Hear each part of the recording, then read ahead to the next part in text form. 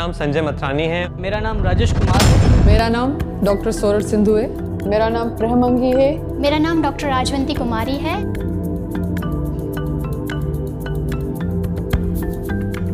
वैसे तो हम स्कूल में किताबें इतनी शौक से नहीं पढ़ते थे जो सिलेबस की होती थी।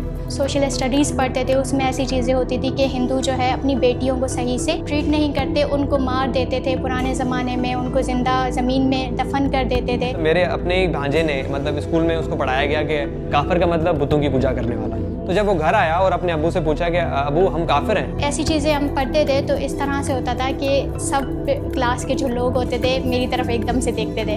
वो बच्चे जो हिस्ट्री को ये किताब लेके इस किताब को एज ए हिस्ट्री बुक मानते हैं, उनको लगता है कि पाकिस्तान की जो पूरी हिस्ट्री है ये किताब है।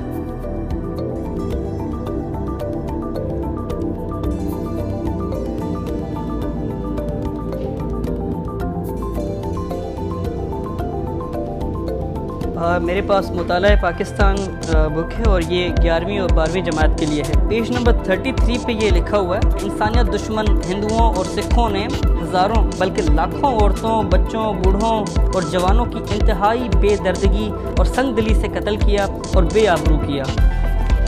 मतलब ये क्या बताने की कोशिश कर रहे हैं इस किताब के अंदर? इंसानियत दुश्मन हिंदू और सिख, मतलब इनकी नज़र में ये पहले ही बना हुआ है कि हिंदू और सिख जो होते हैं वो इंसानियत दुश्मन होते हैं, और अगर कहीं राइट्स होते हैं, कहीं फसादात होते हैं तो वो इक्वल होते हैं। यहाँ पर सिर्फ एक साइड की पिक्चर प्रेजेंट की गई है ताकि लोगों के जहन में आ जाए कि हिंदू जो हमारे मुल्क के अंदर पीसफुल माइनॉरिटीज़ हैं, उनका शायद यही एजेंडा रहा है, इनकी शायद तरबियत भी यही रही है, हमेशा फसादात करते हैं, जबकि हकीकत इससे बिल्कुल बदकिस्मती से मेरे पास जो है ना वो माशरती उलूम की किताब पढ़ी हुई है जो 8वीं जमात के बच्चों को पढ़ाई जाती है और हमने पढ़ी भी थी। एक मज़ेदार चीज़ लिखी हुई है कि मायूसी और बददिली के इस दौर में मुसलमानों ने हिंदुओं की सियासी तहरीकों का साथ दिया। मकसद ये था कि किसी न किसी तरह अंग्रेज़ की गुलामी से निजात मिले, लेकिन हस्ब आदत हिंदू ने मुसलमानों के साथ हर जगह धोखा किया।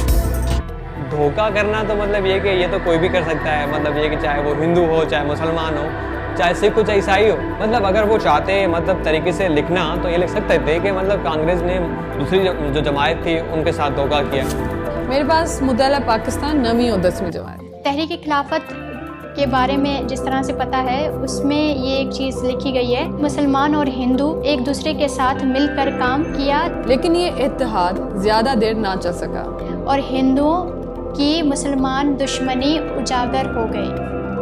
मैं मुसलमानों की दुश्मन कैसे हो सकती हूँ? जिस कंट्री में मैं रही हूँ, मैं मुसलमानों के साथ पली बड़ी हूँ, उनके साथ मैंने अपने त्यौहार सेलिब्रेट किए हैं, उनकी मैंने ईद सेलिब्रेट की है, वो कैसे मतलब हमारी दुश्मनी हो सकती है? मेरे दोस्त हैं जो वो सारे मुस्लिम हैं, वो मेरे रिलीजन की रिस्पेक्ट करती हैं, मैं उनके रिलीजन की रिस्पेक्ट करती हूँ। बहुत से हिंदू थे जिन्होंने पाकिस्तान बनने के बाद भी काम किया। हमारी बहुत सी हॉस्पिटल्स हैं जो हिंदुओं ने बनवाई।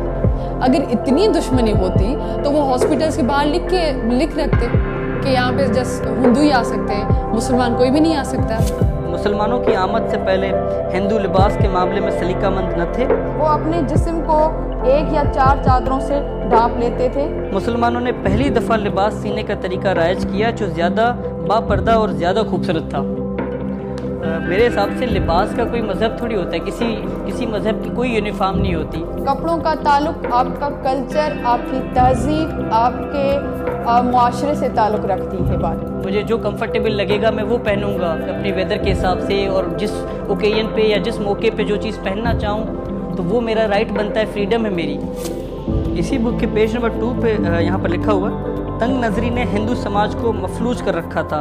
औरत को पर होकर मकाम दिया गया था, यानी कि इन्फीरियर।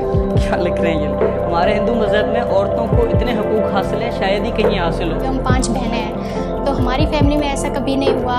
इवन इतनी इज्जत और इतनी रिस्पेक्ट दी जाती थी शुरू से।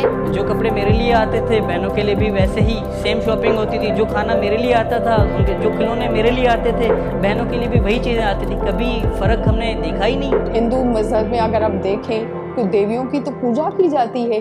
बेटियों को मतलब ऐसे कि घर की लक्ष्मी कहा जाता है कि वो बरकत होती है घर की। लिखा था जिन्होंने उनके हाथ नहीं कांपे। मुझे लगता है कि उन्होंने बहुत नाइंसाफी की है। ये जो चीज़ लिखी हुई है ये तो बिल्कुल उलट है, तो मैं क्या पढ़ूं?